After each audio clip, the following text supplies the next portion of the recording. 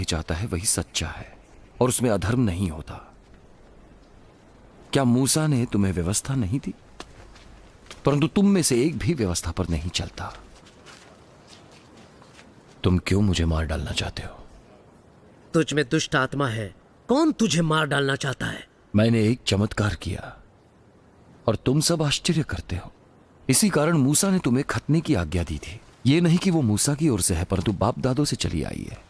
और तुम सब्त के दिन मनुष्य का खतना करते हो।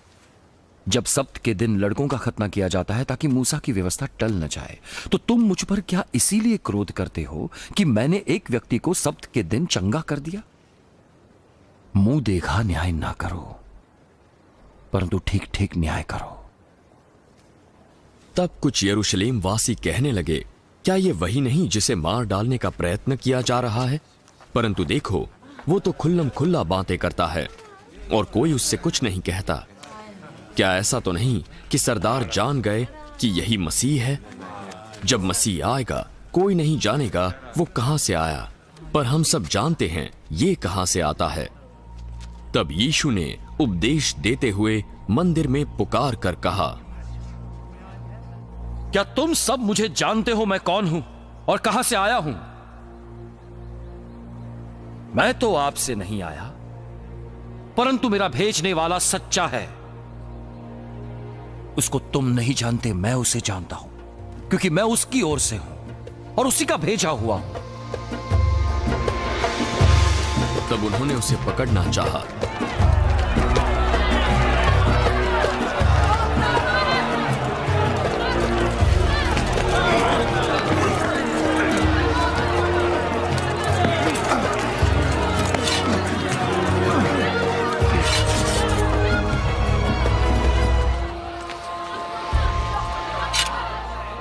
तो भी किसी ने उस पर हाथ ना डाला, क्योंकि उसका समय अब तक न आया था।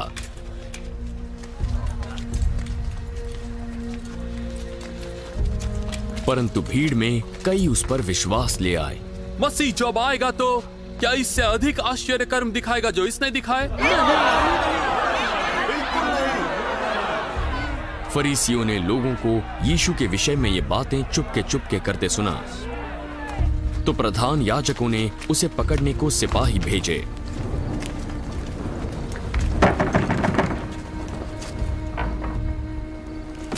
मैं थोड़ी देर तक और तुम्हारे साथ हूं, तब अपने भेजने वाले के पास चला जाऊंगा। तुम मुझे ढूंढोगे परंतु मुझे नहीं पाओगे, और जहां मैं हूं वहां तुम आ नहीं सकते। इस पर यहूदियों ने आपस में कहा, ये कहां जाएगा कि हम इसे न पाएंगे? या ये यूनानी नगरों में जाकर हमारे लोगों और यूनानियों को उपदेश देगा? वो कहता है, हम उसे ढूंढेंगे परंतु ना पाएंगे, और जहां वो होगा हम नहीं जा सकते।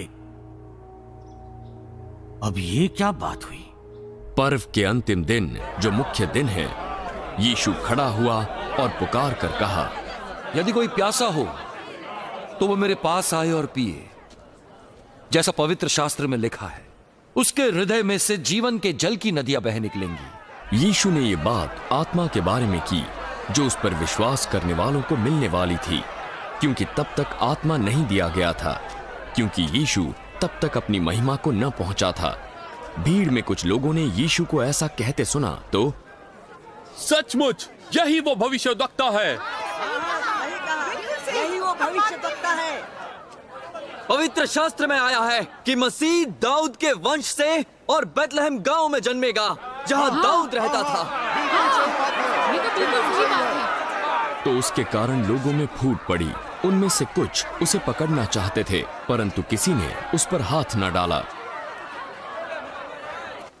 तब सिपाही प्रधान याजकों और फरीसियों के पास लौटे, तो उन्होंने सिपाहियों से पूछा, तुम उसे क्यों नहीं लाए?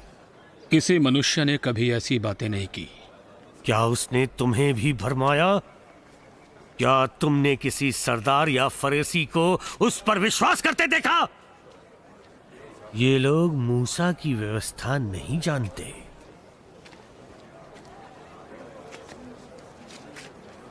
उन पर परमेश्वर का शाप है।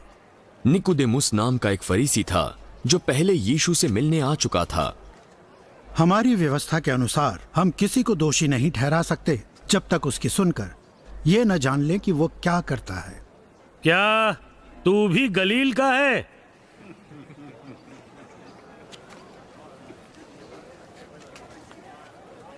पवित्र शास्त्र को ढूंढ और देख ले कि गलील से कोई भविष्यद्वक्ता नहीं होने का।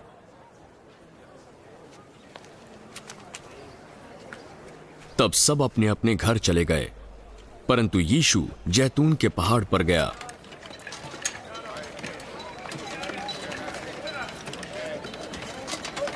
अगली भोर को वो फिर मंदिर में आया। सब लोग उसके पास गए और वो बैठकर उन्हें उपदेश देने लगा। तब शास्त्री और फरीसी एक स्त्री को लाए जो व्यभिचार में पकड़ी गई थी और उसको बीच में खड़ा कर दिया। हे गुरु,